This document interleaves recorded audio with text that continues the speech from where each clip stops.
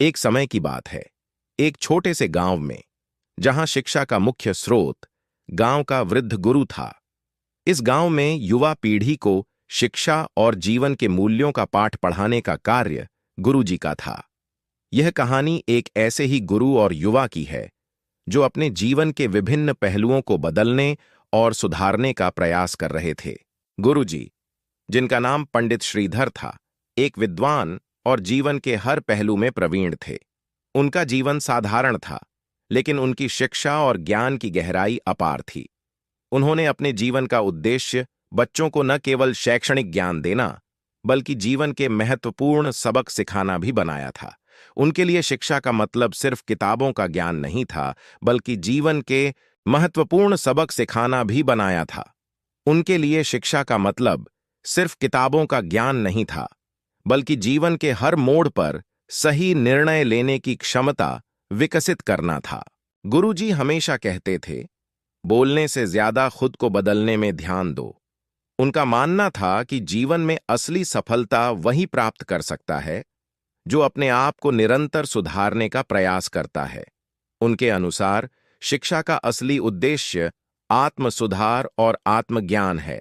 अर्जुन, गांव का एक होनहार युवा, गुरुजी का सबसे प्रिय शिष्य था। उसकी आंखों में भविष्य के सपने थे और मन में नई सोच। लेकिन अर्जुन में एक समस्या थी।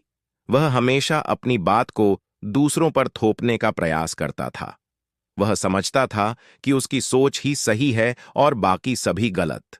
अर्जुन के माता पिता उसे गुरुजी के पास ले गए ताकि वह अपने स्वभाव में सुधार कर सके और सही मार्ग पर चल सके। गुरुजी ने अर्जुन का स्वागत किया और उसके साथ बातचीत शुरू की। उन्होंने अर्जुन से पूछा, तुम्हारे जीवन का उद्देश्य क्या है? अर्जुन ने उत्तर दिया, मेरा उद्देश्य सफल होना है, सबकी निगाहों में सम्मान पाना है। गुरुजी ने मुस्कुराते हुए कहा, सफलता और सम्मान तभी मिलते हैं जब हम अपने आप को बेहतर बनाने का प्रयास करते हैं। गुरुजी ने अर्जुन को पहले पाठ के रूप में आत्मनिरीक्षण का महत्व बताया। उन्होंने कहा, तुम्हारे अंदर जो कमियां हैं, उन्हें पहचानो और सुधारने का प्रयास करो। दूसरों की कमियों पर ध्यान देने से पहले अपनी कमियों को देखो। गुरुजी ने अर्जुन को धैर्य और शांति का महत्व समझाया। उन्होंने कहा, तुम्हारे भीतर जितनी शांति होगी, उतनी ही स्पष्टता से तुम अपने लक्ष्यों को प्राप्त कर सकोगे। धैर्य और शांति से ही आत्म सुधार संभव है। गुरुजी ने अर्जुन को कई व्यावहारिक शिक्षा भी दी। उन्होंने उसे विभिन्न कार्यों में संलग्न किया, जिससे वह अपनी क्षमताओं को समझ सके और उनमें सुधार कर सके। अर्जुन ने बागवानी, पशुपालन और अन्य ग्रामीण कार्यों में हिस्सा लिया, जिससे उसे मेहनत और परिश्रम का महत्व समझ में आया। अर्जुन ने गुरुजी के मार्गदर्शन में अपनी आत्म सुधार की यात्रा शुरू की। प्रारंभ में उसे कई कठिनाइयों का सामना करना पड़ा, लेकिन धीरे धीरे उसने अपने स्वभाव में सुधार किया और अपनी क्षमताओं को निखारा। उसकी मेहनत और गुरुजी के मार्गदर्शन ने उसे सही मार्ग पर चलने में सहायता की।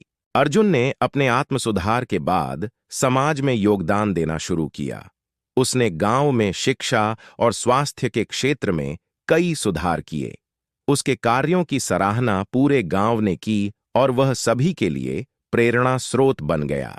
गुरुजी ने अर्जुन को अपनी अंतिम शिक्षा देते हुए कहा, तुमने आत्म सुधार की यात्रा में सफलता प्राप्त की है।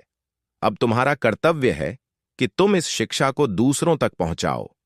अपने ज्ञान और अनुभवों को साझा करो और दूसरों को भी आत्म सुधार के मार्ग पर चलने के लिए प्रेरित करो। गुरुजी ने अंततः अपने शिष्य को विदाई दी और उसे आशीर्वाद दिया। अर्जुन ने अपने गुरुजी के प्रति कृतज्ञता व्यक्त की और उनके द्वारा दिए गए ज्ञान और शिक्षा को अपने जीवन में अपनाने का संकल्प लिया।